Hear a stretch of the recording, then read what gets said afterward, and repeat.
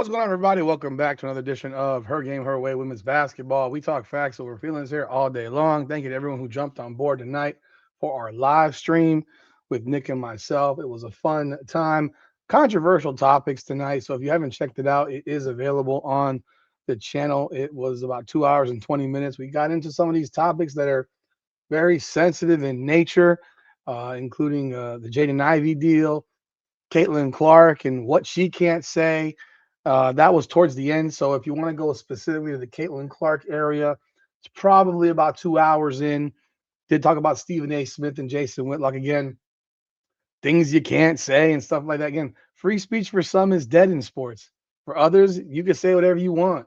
But for some people, even if it's not hateful stuff, it's still considered hateful to certain people, only on certain sides. So it's just a very odd and awkward situation. And we'll try to be sensitive to all parties in this. And Nick and I had a healthy debate about it and conversation. And if you do check it out, do listen to everything. Don't skip over stuff because it was a lengthy show. But let's jump on board here in this topic here. Be sure to like the video, subscribe to the channel, ring the bell, leave your comments. Sarah Strong, man. Sarah Strong. She's got a busy week this week for herself. She is getting ready for the Final Four, which will be on Friday night, 7 p.m. game. And I'll tell you what, tonight, Sarah Strong got named Naismith Player of the Year. Naismith Player of the Year. UConn sophomore Sarah Strong wins the Naismith Player of the Year. And the article reads, UConn sophomore Sarah Strong won the 2026 Naismith Player of the Year trophy on Wednesday, which goes to the top women's basketball player in the country. No surprise to Junior RMS. Sarah's one of those highest level players who looks you right in the eye every time you're talking to her and gets every single word you're saying. And if she has a question, she's not afraid to ask it because to her, I don't want to miss anything when I'm on the court. She's curious about the game, and I think she's curious about life in general. And that contributes to her ability to play at such a high level. Sarah Strong this year averaged 18.6 points, 7.6 rebounds, 3.9 assists, 3.4 steals, 1.6 blocks, leading UConn to a 38-0 undefeated season right now and a spot in the Final Four against South Carolina Friday night at 7 p.m. on ESPN. Jump on board our live stream, which we will have starting at 7 p.m. Friday night. She shot 59.4% from the field, 40.4 from three, which is crazy. 84.8 from the free throw line, leads the country in defensive rating and defensive win shares. She is the 8th Huskies player to win the Naismith Trophy, joining Rebecca Lobo, Sue Bird, Diana Taurasi twice, Maya Moore twice, Tina Charles, Brianna Stewart 3 times, and Paige Beckers. 7th underclassman to win.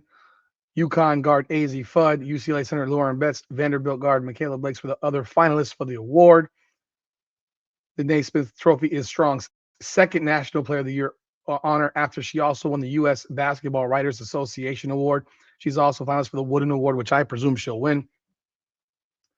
Notre Dame guard Hannah Hidalgo was named Naismith Defensive Player of the Year, and Vanderbilt coach Shay Ralph was named the Naismith Coach of the Year. Huge congratulations to Sarah Strong in capturing that award. That is obviously big time. She is just a sophomore. I could very well see her winning it again next year and the year after.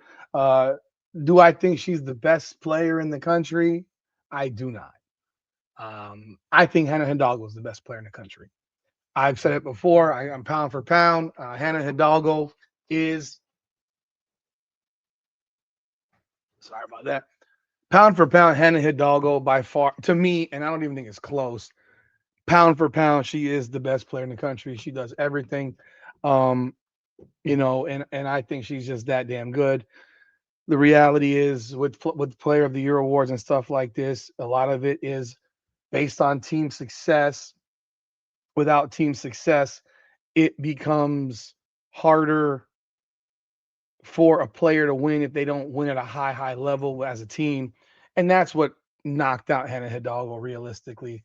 because I don't think there's a person on earth that doesn't think that she is one of the three best players in the country. Don't know how she wasn't a finalist. I thought she should have been a finalist ahead of the likes of, AZ Fudd, and I thought she should have been a first team All American.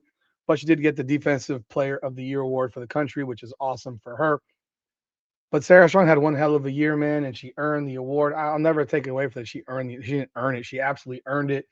Her team is sitting here getting ready to play for in the Final Four against South Carolina in just a couple days. I mean, it's so crazy how fast it comes. Tomorrow is Thursday. By the time you watch this, it's probably Thursday already, and we're only a day away from the Final Four in women's basketball. Just some predictions that have been made by on ESPN by Charlie Crean. He has picked. I think I have predictions here. I guess not. I thought I predict. Okay, so there are Final Four predictions. Every person from ESPN has picked UConn to win. Andrea Adelson has picked UConn to win. Okay, that's the wrong one. Sorry.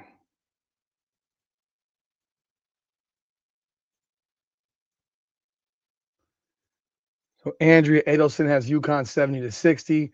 Kendra Andrews 80-71. Charlie Cream 80-72. Charlotte Gibson 73-69. Alexa Philippou 72-64. Michael Volpel 70-66. I will tell you this. I don't think the game's going to be close. I think they're going to beat them by 20. They're just that good, and I think they're going to come out with a game plan that is devastating and going to find a way to make this an easy game for themselves. They've not played well the last couple of games, in my opinion. A little stagnant offensively.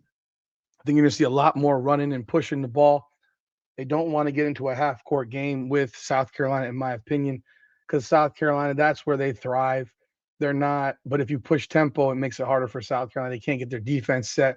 They're still very big, and Medina Okot has created that dynamic that South Carolina did not have last year with someone with that size and stature in the paint.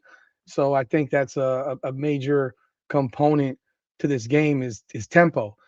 The slower the game is played, I think the better it favors South Carolina. Now, look, UConn's got the best defense in the country. Defensively, UConn's exceptional. I think they only average give up like 50 points per game. I think South Carolina's at 52, which is amazing in itself. But UConn's defense is exceptional. And they have only had one game decided by less than 10 points. I don't think this is going to be one. I think they're going to wipe them out. And I do think that Sarah Strong and AZ Fudd are going to be the major component of that. AZ Fudd's shooting from the perimeter has to be on point, and I think Sarah Strong has to be given the ball a lot early on. She has to set the tempo, set the pace, set the tone of the game in the first quarter. And if she does that, I think she's in for a very I think they're going to be in for a very successful night. The longer South Carolina can stick around, the more chance they have. South Carolina has been beaten.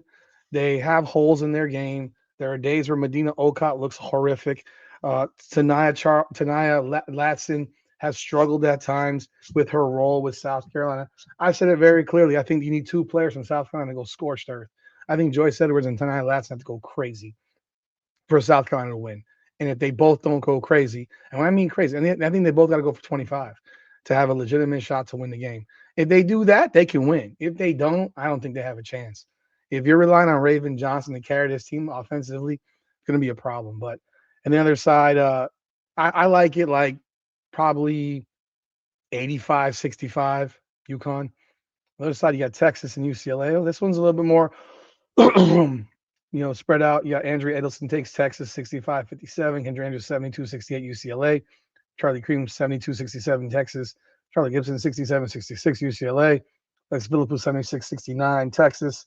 And Michael Volpel 77-71. I think this game is a closer game, obviously, as well. I like UCLA. I've said that before. Probably something like 78-75, something like that. So anyhow, y'all let me know y'all thoughts in the comments. Hit that like button and subscribe to the channel. This is Her Game, Her Way Women's Basketball. Powered by Come On Now, the podcast. Come on now.